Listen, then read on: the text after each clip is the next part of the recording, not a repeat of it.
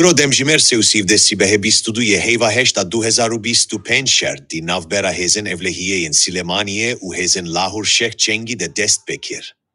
Şer çar saytan lidora otela lalazar domkir. Peka agadariyen hereme heta amadikirina venuçeye, diencamede seyendamen hezin evlehiye canesveji destan gelik birindar bun. U Lahur Şeyh Cengi u dubirayen vi binave Poladu Aso u hervisa Cino Muhammed hatine girtin, çend vesayı ci şevitin.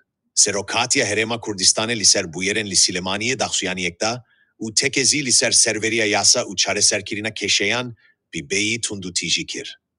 Herviha serok vezire herema Kurdistane daxvaza ravestandina tavileya pevçunen li bajare Silemaniyekir u nakoki bireya kanune çareser bibin. Serok vezire herema Kurdistane Mesrur Barzani irodane sibe bistuduye tebaşe derbare pevçunen li bajare Silemaniye'de peyamek veşand. Di peyama serok vezir dahat gotin ku alozi u pevçunen li bajare Silemaniye evlehi u aramiya herema Kurdistane tekdide. Mesrur Barzani tekezkir ku dive aliyen nakok vera girin u tavile dev ji pevçune berdin u dive civanen velat nebin kurbani u dive her nakoki bireya kanune vere çareser kirin. Serok vezire herema Kurdistane ragihant ku ev bihemu aliyan re di tekiliye deye u heldide ku pevçun bi dawi bibe u tundu tuji u swin rijandine rawestine. Sibeha irodane sibe, nuçegihane Kurdistan bistuçar ji Silemani ragihant, ku hezen yekitiya niştimaniya Kurdistane ji bogirtina Lahur Şeyh Cengi, u hevkarenviyen nezik ber bi malaviya li taksa serçenara Silemaniye veçun u bi çekdaran repevçun.